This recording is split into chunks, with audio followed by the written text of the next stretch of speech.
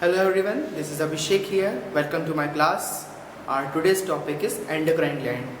हम आज देखेंगे endocrine gland के बारे में, their types, their functions and their histological view. आज हम देखेंगे endocrine glands का histological view. तो चलिए शुरू करते हैं. Endocrine glands. Endocrine glands क्या होती है? मैंने आपको पहले भी बताया हूँ मेरे previous topics में. Glands, there are two types of glands. One is exocrine and one is endocrine. Exocrines secrete their secretion from the help of the tissues. उनके जो cells रहते हैं जैसे कि lumen वगैरह जो cell रहते हैं और acini रहते हैं उसमें से वो secrete करते हैं उनके secretions और वो ductless होती हैं और वो उनमें duct होता है. और जो ये glands होती हैं endocrine ये ductless होती हैं.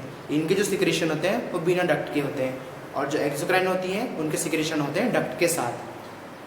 तो पहला पॉइंट है डक्टलेस ग्लैंड. एंड जो एंडोक्राइन क्या होती है? डक्टलेस ग्लैंड होती है जिसका सिक्रेशन किसी डक्ट के द्वारा नहीं होता है. इसमें एक्नी नहीं होता, इसमें ल्यूमेन नहीं होता सिक्रेशन के लिए, है ना. इनमें बिना डक्ट के सिक्रेट करती है with the help of capillaries. Secretions directly into blood bye capillaries. इनका जो सिक्रेशन है वो ब्लड में डायरेक्टली होता है with the help of capillaries. Capillaries क्या होती हैं? जिनमें ब्लड फ्लो होता है. ठीक है, कैपिलरीज हर एक ऑर्गन के छोर तक ब्लड पहुंचाने का, जो सप्लाई करने का काम जो करता होता है कैपिलरी का होता है.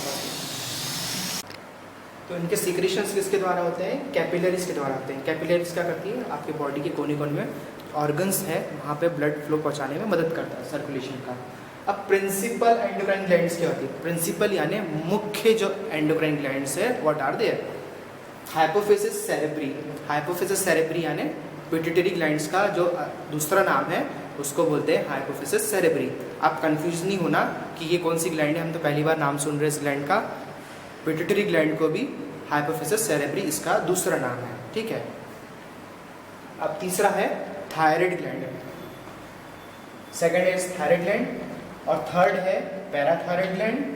फोर्थ है सुप्रारीनल ग्लैंड एंड फिफ्थ है पीनल ग्लैंड. ठीक है. सबसे पहले हाइपोफिसिस सेरेब्री यानी पिट्यूटरी ग्लैंड, सेकंड है थायराइड ग्लैंड, थर्ड है पैराथायराइड ग्लैंड, फोर्थ है suprarenal gland and fifth is pineal gland. There are 5 types of principal endocrine glands. 5 तरीके की प्रिंसिपल एंडोक्राइन ग्लैंड्स होती है जिसमें हाइपोफिसिस सेरेब्री यानी पिट्यूटरी ग्लैंड होता है. सबसे पहले हम देखेंगे हाइपोफिसिस सेरेब्री के बारे में यानी पिट्यूटरी ग्लैंड का हम देखेंगे हिस्टोलॉजिकल व्यू. यानी हिस्टोलॉजिकली वो कैसी होती है, उसके सेल्स के टाइप देखेंगे और उसका स्ट्रक्चर देखेंगे, मॉर्फोलॉजी देखेंगे. तो अब देखेंगे हाइपोफिसिस सेरेब्री. मैंने आपको एंडोक्राइन ग्लैंड्स के बारे में बताया, प्रिंसिपल एंडोक्राइन ग्लैंड्स बताया कौन कौन सी होती है. उसमें से सबसे पहला है हाइपोफिसिस सेरेब्री यानी पिट्यूटरी ग्लैंड. पिट्यूटरी ग्लैंड का दूसरा नाम हाइपोफिसिस सेरेब्री भी होता है. ठीक है. अब ये कैसी होती है? लाइज इन क्रेनियल कैविटी यानी क्रेनियल यानी ब्रेन, है ना. स्कल के बीच में ब्रेन की कैविटी के अंदर रहती है ये लाइज, है ना, उसमें जुड़ी हुई रहती है इन्फेंटिबुलम से. ठीक है. Lies in the cranial cavity. Cranial cavity के अंदर रहती है ये, बीच में सेंटर में, attach to the base of brain. Brain के बेस से यानी सतह से वो अटैच रहती है ना. क्रेनियल कैविटी यानी ब्रेन के बीच में और सतह से अटैच रहती है, वो जुड़ी हुई रहती है. 2 टाइप की होती है. There are 2 types of hypophysis cerebri. 2 प्रकार की होती है. न्यूरो हाइपोफिसिस होती है और एक होती है एडिनो हाइपोफिसिस. कौन सी होती है? न्यूरो हाइपोफिसिस और एडिनो हाइपोफिसिस. हम देखेंगे अब इसके पार्ट्स. किसके? Adeno hypophysis. हम न्यूरो की नहीं एडिनो की स्टडी करेंगे हिस्टोपैथोलॉजी में. ठीक है. तो एडिनो में क्या होता है? उसके 3 पार्ट होते हैं एडिनो के. एक होता है पार्स डिस्टालिस, दूसरा होता है पार्स इंटरमीडिया और तीसरा होता है पार्स ट्यूबेरालिस. क्या होता है? Pars distalis, pars intermedia, pars tuberalis. ये 3 पार्ट होते हैं एडिनो हाइपोफिसिस के. ठीक है. हाइपोफिसिस सेरेब्री एक ग्लैंड है उसके दो प्रकार के सेल होते हैं उसमें, एक होते हैं न्यूरो हाइपोफिसिस होता है और एक होता है एडिनो हाइपोफिसिस। एडिनो हाइपोफिसिस के 3 पार्ट्स होते हैं, एक होता है पार्स डिस्टेलिस, दूसरा होता है पार्स इंटरमीडिया और तीसरा होता है पार्स ट्यूबेरालिस। ठीक है, अब इसके सबसे पहले हम देखेंगे, स्टडी करेंगे पार्स डिस्टेलिस की। अब हम देखेंगे पार्स डिस्टेलिस के बारे में। मैंने आपको बताया था हाइपोफिसिस के बारे में, हाइपोफिसिस सेरेब्री, उसके 3 पार्ट्स होते हैं, pars distalis, pars nervosa and pars intermediate. ठीक है, अब हम देख रहे हैं सबसे पहला उसका point pars distalis. Pars distalis क्या होता है? Largest subdivision of hypophysis.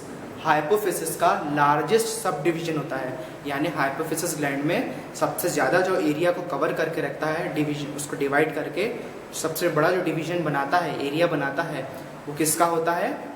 Parse distalis का। यानी कि एक जैसे ग्रुप बने हुए हैं ना, एक हॉल है, हॉल में ग्रुप्स बने हुए हैं, एक जगह बने हैं 20 लोगों के ग्रुप, एक जगह बने 15 लोगों के ग्रुप, एक जगह बने 10 के और एक बने 5 के। ठीक है, तो इसमें से सबसे बड़ा ग्रुप किसका हुआ? 20 लोगों के ग्रुप का हुआ। एक हॉल में ग्रुप्स बने हुए हैं, एक जगह 20 लोगों का ग्रुप बना हुआ है, एक कोने में बना हुआ है 15 लोगों का और एक कोने में बना है 10 का और एक कोने में बना है 5 का। चारों कोने में ऐसे ग्रुप्स बने हुए हैं। तो सबसे बड़ा एरिया किसने कवर करके रखा है? 20 लोगों के ग्रुप ने, क्योंकि क्या है, वो संख्या में ज़्यादा है, इसलिए उन्हें एरिया कवर करके रखा है। इसी प्रकार पार्स डिस्टेलिस जो है, पिट्यूटरी ग्लैंड जो है हाइपोफिसिस सेरेब्री का सबसे बड़ा एरिया को कवर करके रखता है। ठीक है, वो लार्जेस्ट सब डिवीजन होता है, यानी लार्जेस्ट डिवीजन में वो फैला हुआ रहता है, बड़ा रहता है। उसके अंदर कौन कौन से सेल्स होते हैं? ग्रैंड्यूलर सेल्स अरेंज इर्रेगुलर और इन क्लम्स।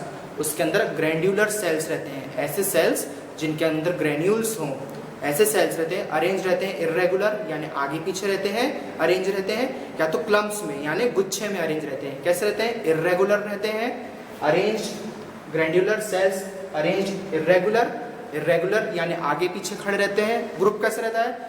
जैसे लाइन में अपन कोई लगा है तो आगे पीछे ऐसे साइड में लग जाते हैं ना, वैसे तो वैसे लगे रहते हैं, या तो एक ग्रुप में, एक क्लम्प में बने हुए रहते हैं। जैसे अंगूर का कैसे गुच्छा हुआ, उस तरीके से एक ग्रुप में रहते हैं। ठीक है, और क्लम्स में, है ना। ग्रैंड्यूलर सेल्स, अब ये ग्रैंड्यूलर सेल्स कौन कौन सी होती है? क्रोमोफोबी 50% जो एरिया को कवर करके रखती है वो क्रोमोफोबी रहती है। और नेक्स्ट रहती है क्रोमोफिल्स, जो अदर जो रेस्ट 50% जो एरिया बचा है, आधा पोर्शन क्रोमोफोबी ने कवर कर लिया और जो आधा पोर्शन बचा है उसको कौन कवर कर लेता है? क्रोमोफिल्स कर लेता है। किसमें? पार्स डिस्टेलिस में। इसकी 2 सेल्स ग्रैंड्यूलर सेल्स होती है इसके अंदर। कौन कौन सी होती है? क्रोमोफोबी और क्रोमोफिल्स। एक कवर करती है अदर 50% और एक कवर करती है अदर 50%। तो जैसे कि यहाँ पे देखो, here you can see histological slide view, है ना। हिस्टोलॉजिकल स्लाइड व्यू में आपको समझाता हूँ। अब ये जो पोर्शन है आप देख रहे हो सेल्स का, बड़ी बड़ी सेल्स हैं ये पूरा एरिया है पार्स डिस्टेलिस का। ठीक है, ये सेल है, समझ लो ये पिट्यूटरी ग्लैंड है ना। ये पूरा जो ब्लॉक है, ये राउंड जो सर्कल है, ये पिट्यूटरी ग्लैंड है। क्योंकि ये स्लाइड व्यू जब आप देखोगे स्लाइड में, क्योंकि हम हिस्टोलॉजिकल स्टडी कर रहे हैं, इसकी एनाटॉमिकल स्टडी नहीं कर रहे हैं हम, इसकी क्या कर रहे हैं? हिस्टोलॉजिकल स्टडी कर रहे हैं, उसके टिश्यू के अंदर की स्टडी कर रहे हैं। ठीक है, तो अब जब आप स्लाइड में देखोगे तो हाफ से आधे से ज़्यादा जो सब डिवीजन जो पोर्शन कवर किया है, किसने किया है? पार्स डिस्टेलिस ने। और पार्स डिस्टेलिस के अंदर ग्रैंड्यूलर सेल्स होती हैं। कौन सी होती है? क्रोमोफोबी और क्रोमोफिल्स। तो ये कौन सी रही? क्रोमोफोबी। ये सेल है क्रोमोफोबी। और ये वाली जो है जिसके अंदर ग्रेन्यूल्स है वो है एसिडोफिल या क्रोमोफिल। क्रोमोफिल को एसिडोफिल भी बोल सकते हैं। ठीक है, क्रोमोफिल या एसिडोफिल। तो आधे से ज़्यादा जो देख रहे हो आप पोर्शन किसने कवर करके रखा है? क्रोमोफोबी ने और एसिडोफिल ने। ठीक है, और इसके अंदर कौन सी सेल हो रहे हैं? बेसोफिल भी सेल इसके अंदर ये है, इसके अंदर ही डार्क ग्रेन्यूल्स दिख रहे हैं ना। अब अदर जो पोर्शन बचा है, अदर पोर्शन में कौन सा है? ये जो पोर्शन है ये रहा पार्स इंटरमीडिया का। ये जो 3 सेल दिख रही है ना, बहुत कम पोर्शन में रहता है पार्स इंटरमीडिया। और ये जो ज़्यादा पोर्शन दिख रहा है इधर रेस्ट ऑफ द पोर्शन, ये है पार्स नर्वोसा। कौन सा है ये? जो रेस्ट ऑफ द पोर्शन है, ये लाइनिंग देख रहे हो आप, लाइनिंग के बीच में डॉट डॉट्स दिख रही हैं, ये जो पूरा पोर्शन है ये है पार्स नर्वोसा का, और 3 जो बड़ी बड़ी सेल देख रहे हो आप, ये है पार्स इंटरमीडिया। ठीक है, क्रोमोफोबी क्या करता है, पूरा स्ट्रक्चर को जो इसने पूरा कवर करके रखा है ना, हाइपोफिसिस सेरेब्री में। तो ये ग्रैंडुलर सेल्स कौन सी होती है, क्रोमोफोबी, और क्रोमोफिल्स 50-50% रहती है। ठीक है, क्योंकि समान मात्रा में। अब हम देखेंगे क्रोमोफोबी के बारे में। Small cells with light staining cytoplasm, है ना, छोटी सेल्स होती हैं ये, और लाइट स्टेनिंग साइटोप्लाज्म। इसका जो साइटोप्लाज्म है वो हल्का स्टेन लेता है, यानी लाइट स्टेन लेता है, ज़्यादा डार्क कलर का स्टेन नहीं होता है। किसका नहीं होता है, क्रोमोफोबी का। क्रोमोफोबी में के स्मॉल सेल्स रहते हैं, यानी ये देख रहे हो आप, छोटे छोटे सेल्स रहते हैं, ये स्मॉल सेल्स रहते हैं, छोटे आकार में रहते हैं, और इसका जो साइटोप्लाज्म है हल्का कलर लेता है। हल्का कलर क्यों लेता है, क्योंकि इसके अंदर ग्रेन्यूल्स नहीं होते हैं। क्रोमोफोबी के अंदर ग्रेन्यूल्स नहीं होते हैं, इसलिए जो उसका साइटोप्लाज्म है वो हल्का कलर लेता है, गहरे कलर में स्टेन नहीं होता है। ठीक है, nuclei pale and lie in centre. इसका न्यूक्लियाई होता है, यानी न्यूक्लियस जो होता है पेल यानी हल्का सा पीला होता है, और सेंटर में रहता है यानी बीच में रहता है। न्यूक्लियाई लाइट स्लाइटली पेल, और सेंटर में इसका न्यूक्लियाई रहता है। ठीक है, cells are arrange in groups give rise to chromophils. Cells क्या रहते हैं, अरेंज होते हैं ग्रुप में अरेंज होकर, और किसको राइज देते हैं, किसको बढ़ाते हैं, ये पैदा करते हैं क्रोमोफिल्स को। यानी क्रोमोफोबी से फिर आगे चल के क्या बनता है, वो क्रोमोफिल्स ही क्रोमोफोबी को भी क्रोमोफोबी क्या करते हैं, क्रोमोफिल्स को भी बनाते हैं। ठीक है, तो सेल्स जब अरेंज होकर सेल्स ये अरेंज हुए, क्रोमोफोबी देखिए अरेंज है, यहाँ पे 2 चिपके हुए अरेंज है, साथ में अरेंज होके ये क्या किसको राइज देते हैं, किसको बनाते हैं आगे चल के, ये क्रोमोफिल्स को बनाते हैं। कौन बनाते हैं, क्रोमोफोबी आगे चल के फिर क्रोमोफिल्स को बनाते हैं, जन्म देते हैं। अब हम देखेंगे क्रोमोफिल्स के बारे में। क्रोमोफिल्स लार्जर देन क्रोमोफोबी। क्रोमोफोबी से क्या रहते हैं, ये बड़े साइज में रहते हैं, क्रोमोफोबी क्या रहते हैं, स्मॉल रहते हैं, और क्रोमोफिल्स क्या रहते हैं, क्रोमोफोबी से बड़े साइज में रहते हैं। Chromophobe larger than chromophobe contain granules in cytoplasm. Larger रहते हैं, क्रोमोफोबी से बड़े रहते हैं, और इनके साइटोप्लाज्म में क्या रहते हैं, ग्रेन्यूल्स रहते हैं। जैसे ये रहा क्रोमोफोबी, इसके साइटोप्लाज्म में आपको ग्रेन्यूल दिख रहा है, नहीं, प्लेन है ये, बीच में एक पेल न्यूक्लियस है सेंटर में, पर एसिडोफिल यानी क्रोमोफिल, ये दिख रहे हैं ग्रेन्यूल्स दिख रहे हैं, ये गोल गोल ग्रेन्यूल्स दिख रहे हैं, ये है एसिडोफिल यानी क्रोमोफिल। इसके साइटोप्लाज्म में ग्रेन्यूल्स रहते हैं। सिक्रीशन, अब क्रोमोफिल क्या सिक्रीट करता है, इसके सिक्रीशंस हैं STH, LTH, ACTH, FSH, LH and ICSH। ये हार्मोन्स के शॉर्ट फॉर्म है। इस टाइप के हार्मोन्स कौन सिक्रीट करता है, क्रोमोफिल सिक्रीट करता है। STH, LTH, ACTH, FSH, LH and ICSH, ये हार्मोन्स कौन सिक्रीट करता है, क्रोमोफिल सिक्रीट करता है। तो क्या सिक्रीट करता है, इस टाइप के हार्मोन्स सिक्रीट करता है। इसका फुल फॉर्म क्या है, सोमैटोट्रॉफिक। STH का फुल फॉर्म होता है सोमैटोट्रॉफिक हार्मोन। क्या होता है, somatotrophic hormone. H for hormone, S for somatotrophic hormone. LTH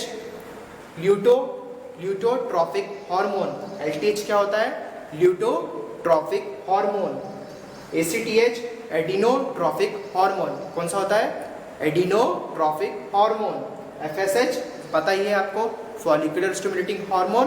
LH luteinising hormone. ये सब क्या है, ये जो FSH और LH काय में होते हैं, ये सेक्स स्टेरॉइड हार्मोन्स में आते हैं ये। ठीक है, तो कौन से हार्मोन है, सोमैटोट्रॉफिक हार्मोन यानी STH, LTH luteotrophic hormone, ACTH adenocorticotrophic hormone, और FSH फॉलिकुलर स्टिमुलेटिंग हार्मोन, और LH ल्यूटिनाइजिंग हार्मोन। इस टाइप के हार्मोन्स का सीक्रेट करता है, क्रोमोफिल सीक्रेट करता है। पिट्यूटरी एंडोक्राइन ग्लैंड्स में आता है, जिसको हाइपोफिसिस सेरेब्री भी बोलते हैं। पिट्यूटरी ग्लैंड्स हार्मोन सीक्रेट करता है, पिट्यूटरी ग्लैंड्स। तो वो कौन से सेल से करता है, पिट्यूटरी ग्लैंड के अंदर जो पार्स डिस्टेलिस जो एरिया रहता है उस एरिया में 2 प्रकार की सेल होती है, ठीक है। जैसे कि ये मेरा हाथ है, ये है पिट्यूटरी ग्लैंड, ठीक है। अब पिट्यूटरी ग्लैंड में पार्स डिस्टेलिस जो है उसने ज़्यादा एरिया कवर करके रखा है, तो ये मेरे हाथ ने इसको ओवरलैप करके इसमें ज़्यादा एरिया कवर करके रखा, सब डिवीजन ये हो गया, इससे ज़्यादा एरिया कवर करके रखता है। अब पार्स डिस्टेलिस के अंदर ग्रैंड्यूलर सेल्स होती हैं। अब वो ग्रैंड्यूलर सेल्स कौन सी होती है? क्रोमोफोबी और क्रोमोफिल्स। जैसे कि ये 2 उंगली मेरी समझ लो क्रोमोफोबी और ये 3 उंगली समझ लो क्रोमोफिल्स। अब पिट्यूटरी ग्लैंड हार्मोन सीक्रेट किसके द्वारा करती है? क्रोमोफिल्स के द्वारा। तो ये जो 3 उंगली है मेरी, ये जो क्रोमोफिल्स है ये सीक्रेट करेगी हार्मोन एसटीएच, कौन सा होता है, और एलएच, एसीटीएच, एफएसएच और आईसीटीएच। ये सब हार्मोन्स कौन सीक्रेट करता है? क्रोमोफिल्स सीक्रेट करता है। तो ये सब हार्मोन्स कौन करता है? क्रोमोफिल सीक्रेट करता है, इतने हार्मोन्स। और बाकी का जो रेस्ट ऑफ द एरिया है, जैसे कि कौन सा हो गया, मैंने आपको बताया था पार्स इंटरमीडिया और पार्स नर्वोसा। अब मैं इसके आगे बताऊंगा पार्स नर्वोसा कौन से हार्मोन सीक्रेट करता है और पार्स इंटरमीडिया कौन से हार्मोन सीक्रेट करता है। इतना पोर्शन तो जो पार्स डिस्टेलिस है उसने इतने हार्मोन सीक्रेट किया जो कि उसके क्रोमोफिल सेल्स ने सीक्रेट किया। अब मैं बताऊंगा पार्स इंटरमीडिया के बारे में और पार्स नर्वोसा के बारे में। अब हम देख रहे हैं पार्स इंटरमीडिया। हमने पार्स डिस्टेलिस देख चुके हैं, उसके बारे में, उसके सेल्स के बारे में, उसके में ग्रैंडुलर सेल्स होती हैं वो देख चुके हैं। अब हम देखेंगे पार्स इंटरमीडिया। पार्स इंटरमीडिया क्या होता है? Low columnar and basophilic in staining. Low columnar यानी जो उसकी कॉलमनार सेल्स रहती हैं वो छोटी रहती हैं। कॉलमनार सेल्स यानी कॉलम्स में जो सेल्स रहती हैं, मैंने आपको जब टिश्यू पढ़ाया हूँ एपिथेलियल टिश्यू, तो उसमें जो टिश्यूज़ की जो लेयर रहती हैं वो छोटी रहती है। कॉलमनार यानी कॉलम यानी खंबे के जैसी सेल्स। लो कॉलमनार यानी खंबे जैसी तो रहती है पर खंबे की जो लंबाई है वो कम है, जो उसका जो हाइट है वो कम रहती है, इसलिए उसको बोलते हैं low columnar. And basophilic in staining यानी इसमें बेसोफिल दिखते हैं उसके स्टेनिंग में। स्टेनिंग करने के बाद बेसोफिल सेल भी उसमें नजर आते हैं, इसलिए उसको बेसोफिलिक, न्यूट्रोफिलिक इसलिए बोला जाता है।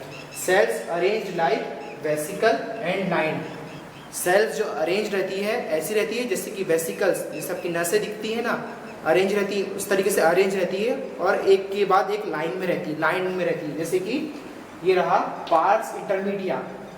वेसिकल्स ऐसी रहती है ना, ऐसी दिखती है ना वेसिकल्स, जब इसका ट्रांसफर सेक्शन काटते हैं तो वेसिकल्स ऐसी दिखती है और अरेंज रहती है लाइन में। क्या लिखा है? Cells arrange like vesicle, vesicle के जैसे अरेंज रहती है और एक लाइन में रहती है, ठीक है। पार्स इंटरमीडिया ये दिख रहा है। Secret melanocyte stimulating hormone. Melanocyte stimulating hormone secrete करता है। मेलानोसाइट यानी मेलानिन पिगमेंट जो बनता है ना वो मेलानोसाइट से बनता है, ऐसा हार्मोन सीक्रेट करता है जो मेलानिन का प्रोडक्शन करे। अब है पार्स नर्वोसा। पार्स नर्वोसा क्या करता है? सीक्रेट करता है ऑक्सीटोसिन और वेसोप्रेसिन नाम के हार्मोन सीक्रेट करता है। पार्स नर्वोसा, पार्स नर्वोसा को पार्स ट्यूबुलरिस भी बोला जाता है, जो कि मैंने आपको पहले जब 3 पार्ट लिखाया उसमें मैंने पार्स ट्यूबुलरिस लिखवाया और इसमें पार्स नर्वोसा लिखा है, तो कंफ्यूज नहीं होना, वो एक ही चीज़ है। तो क्या सीक्रेट करता है? ऑक्सीटोसिन और वेसोप्रेसिन नाम के हार्मोन सीक्रेट करता है। और स्टेनिंग कौन सी होती है इसकी? H&E स्टेनिंग होती है, ठीक है। ऑक्सीटोसिन हैप्पी हार्मोन होता है, जब आप खुश रहते हैं तभी हार्मोन रिलीज होता है। और वेसोप्रेसिन क्या हार्मोन होता है? जब कॉन्ट्रैक्शन करने में, जब यूट्रस कॉन्ट्रैक्ट होता है ना प्रेगनेंसी के समय, उस समय रिलीज होता है, ठीक है। अप्लाइड एस्पेक्ट, अप्लाइड एस्पेक्ट यानी जब इसमें बीमारियां किस प्रकार से हो जाती हैं? जाइंटिज्म होता है और एक्रोमेगैली होता है। जाइंटिज्म कब होता है? प्यूबर्टी के पहले, यानी जब बच्चा वो होता है, मतलब जो इंसान रहता है जवानी की फेज में आता है उसके पहले जब ये ग्रोथ हार्मोन का एक्सेसिव सिक्रीशन होता है और आदमी लंबा चौड़ा हो जाता है। एक्रोमेगैली में क्या होता है? ये प्यूबर्टी के बाद यानी जवानी की फेज के आने के बाद होता है। इसमें क्या होता है? Large jaw, hand and feet. आपका जो जॉ है, जबड़ा, हाथ और पैर लंबे साइज के हो जाते हैं इसमें। ये कब होता है एक्रोमेगैली? प्यूबर्टी के बाद। और जाइंटिज्म कब होता है? प्यूबर्टी के पहले। ग्रोथ हार्मोन का एक्सेसिव रिलीज होता है पिट्यूटरी के बाद द्वारा, उससे जो आदमी रहता है मतलब एबनॉर्मल हाइट यानी अजीब सी हाइट में बढ़ जाता है बहुत ज़्यादा। और एक्रोमेगैली में कब होता है? प्यूबर्टी के बाद होता है ये। तो ये था हमारा हाइपोफिसिस सेरेब्री के बारे में पूरा फंक्शंस।